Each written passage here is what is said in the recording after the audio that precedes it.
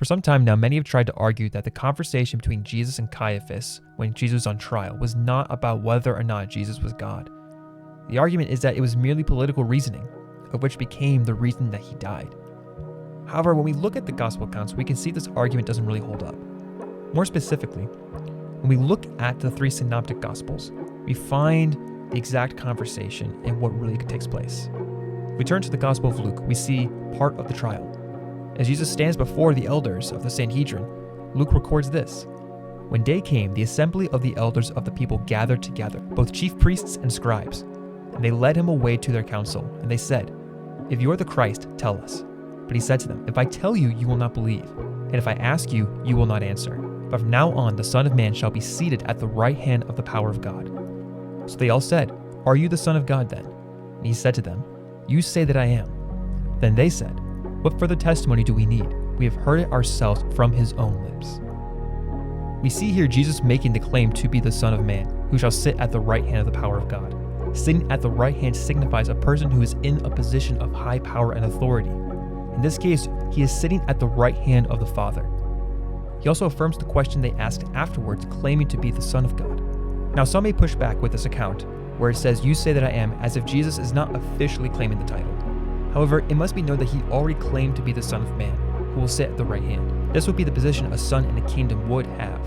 But before we go further, let's look at Matthew and Mark. In both accounts, we see that they address that Jesus was silent and accused with false testimonies that contradict one another.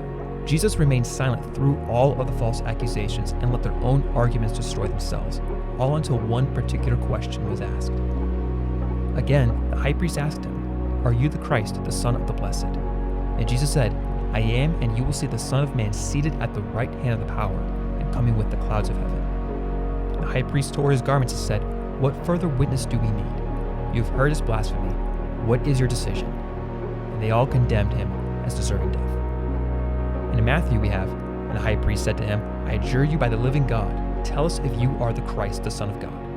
Jesus said to him, "You have said so, but I tell you from now on, you will see the Son of Man seated at the right hand of power and coming on the clouds of heaven." Then the high priest tore his robes and said, "He has uttered blasphemy. What further witness do we need?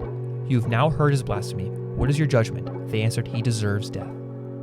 Notice the similar language in that there is the claim to be the Son of Man, an agreement to being called the Son of God, and the mention of sitting at the right hand. However, there is one other component mentioned, and that is coming with the clouds of heaven, or coming on the clouds of heaven.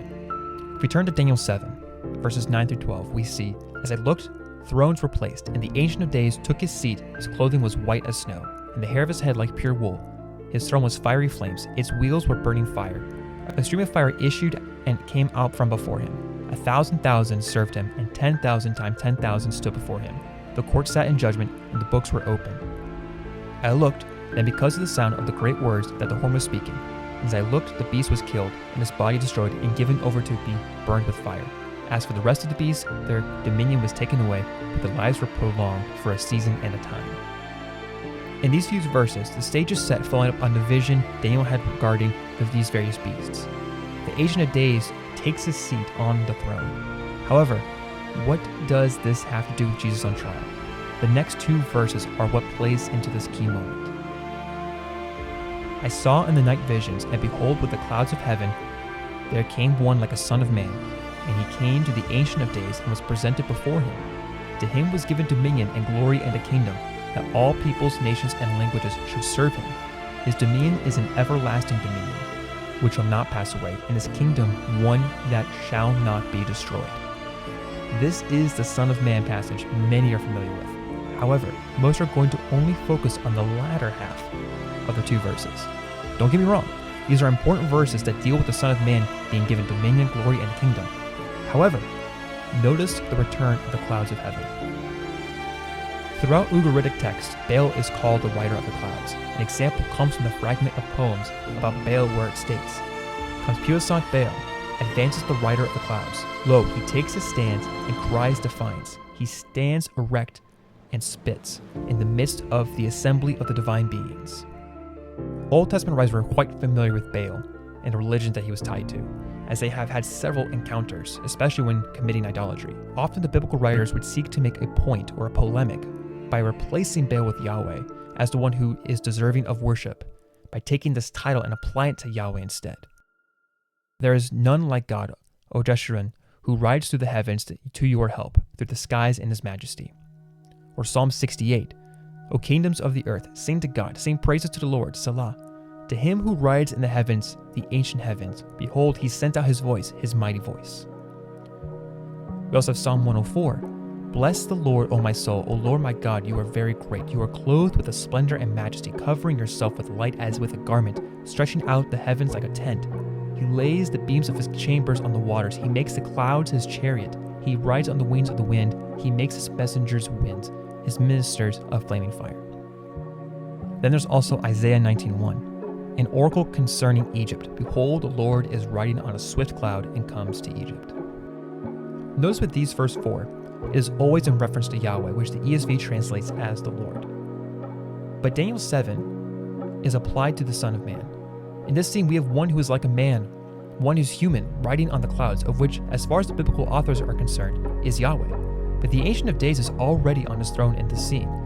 That means that there is another who has entered that is Yahweh, but is also distinct from Yahweh, or in Trinitarian terms, one who is God but distinct from the Father. This is part of the understanding we get for the Trinity. The Son and the Father are both God and share the same essence, but they are distinct.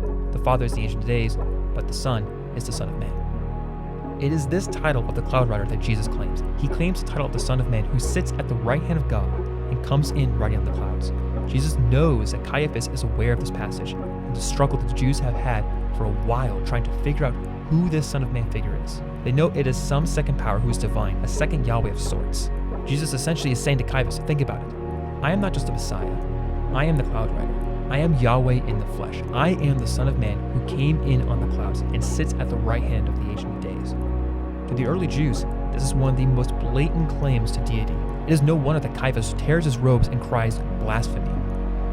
Jesus was sent to Pilate not for mere political and messianic claims, but he claimed to be not just the king of the Jews, but the king of the Jews.